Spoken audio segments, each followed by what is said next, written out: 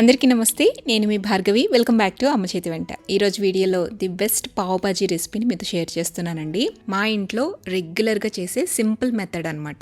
పావ్ బాజీని ఇంత ఈజీగా క్విక్గా కుక్కర్లో చేసుకోవచ్చని మీకు తెలిస్తే ఇక అసలు బయట కొనరండి. తక్కువ కాస్ట్లోనే హైజీన్గా మనం ఇంట్లో చేసుకోవచ్చని తెలిస్తే ఇక బయట కొనాల్సిన పనేముంది. అండ్ టేస్ట్ కూడా కాంప్రమైజ్ అయ్యే పనే లేదండి. ఎందుకంటే బెస్ట్ పావ్ బాజీ మసాలా పౌడర్ని కూడా ఇంట్లో ఎలా చేసుకోవచ్చో చూపిస్తున్నాను.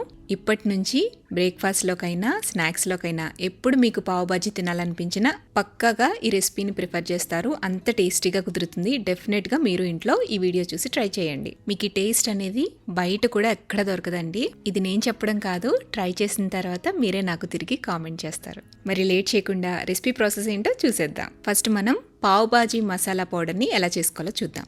స్టవ్ మీద ప్యాన్ పెట్టుకోండి. ప్యాన్లోకి 1 ఇంచు దాకా దాల్చిన చెక్క వేయండి. 4 లవంగ మొగ్గలు కూడా వేసుకోండి. వీటితో పాటు ఒక చిన్న అనాస పువ్వు, 2 నల్ల యాలక్కాయలు, 1/2 ఇంచు దాకా శొంఠి, 1 టీ స్పూన్ దాకా మిరియాలు, చిన్న బిర్యానీ ఆకు వేసి లైట్గా చిన్న మంట మీద వేయించండి. ఈ దినుసులు అస్సలు మాడిపోకూడదు, కొద్దిగా వేగితే చాలన్నమాట.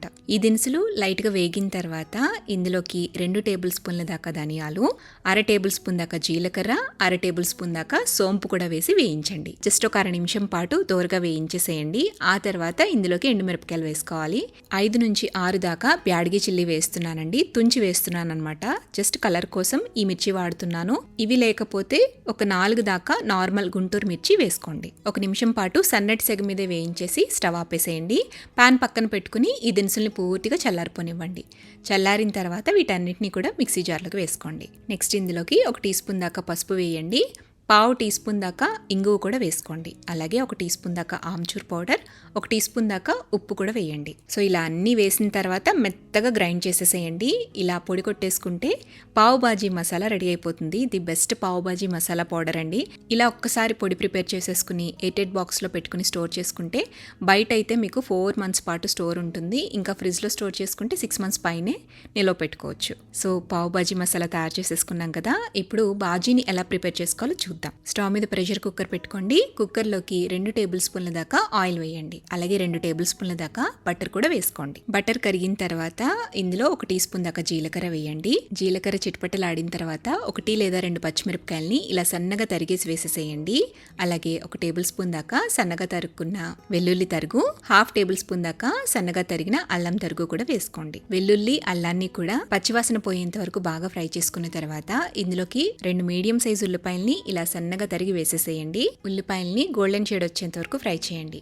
ఈ ఉల్లిపాయలు వేగేలోపు టమాటో పేస్ట్ని తయారు చేసుకుందాము. దానికోసం 4 టమాటోలు, అలాగే 2 నుంచి 4 దాకా ఎండుమిర్చిని కూడా తీసుకుని మిక్సీ జార్లో వేసుకుని మెత్తటి పేస్ట్ లాగా గ్రైండ్ చేసుకోవాలి.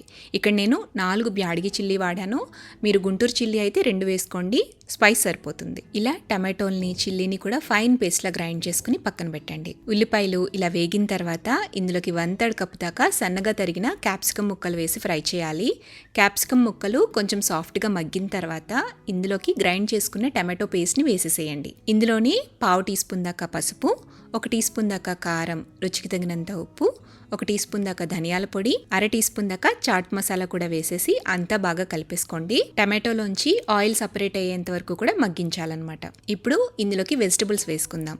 1/2 కప్పు దాకా కాలీఫ్లవర్ ముక్కలు, 1/2 కప్పు దాకా క్యారెట్ ముక్కలు, 1/2 కప్పు దాకా బీట్రూట్ ముక్కలు, అలాగే 1 కప్పు దాకా పైన తొక్క తీసేసి ఇలా పెద్ద ముక్కలుగా కట్ చేసుకున్న బంగాళదుంప ముక్కలు వేసుకోండి. ఇందులోనే ఒక టమాటోని ఇలా పెద్ద ముక్కలుగా కట్ చేసి వేసేసేయండి. అలాగే 1/2 కప్పు దాకా పచ్చి బఠానీ కూడా వేసేసుకోండి. ఈ వెజిటబుల్స్ అన్నిటిని కూడా గ్రేవీలో 2-3 నిమిషాల పాటు గరిటెతో కలుపుతూ ఫ్రై చేయండి. నెక్స్ట్ ఇందులోకి 1/2 కప్పు దాకా నీళ్లు వేసి అంతా కలిపి ప్రెషర్ కుక్కర్ మూత పెట్టేసి 4 విజిల్స్ మీడియం ఫ్లేమ్లో రానివ్వండి. ప్రెషర్ పోయిన తర్వాత మూత తీసి కుక్ అయిన వెజిటబుల్స్ ని మ్యాష్ చేసుకోవాలి. ఈ విధంగా మ్యాష్ చేసుకున్న తర్వాత మళ్ళీ కుక్కర్ గిన్నెని స్టవ్ మీద పెట్టండి. ఇప్పుడు ఇందులోకి 1 టేబుల్ స్పూన్ దాకా బటర్ వేసుకోండి. అలాగే మనం గ్రైండ్ చేసుకుని పక్కన పెట్టుకున్న పావ్ బాజీ మసాలా పౌడర్ ఉంది కదా, అందులో నుంచి 1 టేబుల్ స్పూన్ దాకా వేసుకోండి. అలాగే 1/2 టేబుల్ స్పూన్ దాకా కసూరి మేతిని కూడా క్రష్ చేసి వేయండి. అంతా కూడా బాగా కలిపేసేయండి. ఇప్పుడు మీరు ఎంత థిక్నెస్ కావాలనుకుంటున్నారో దానికి తగ్గట్టుగా నీళ్లు వేసుకుని కన్సిస్టెన్సీని అడ్జస్ట్ చేయండి. టేస్ట్ చూసుకుని సాల్ట్ ని కూడా బ్యాలెన్స్ బ్యాలెన్స్ చేయండి.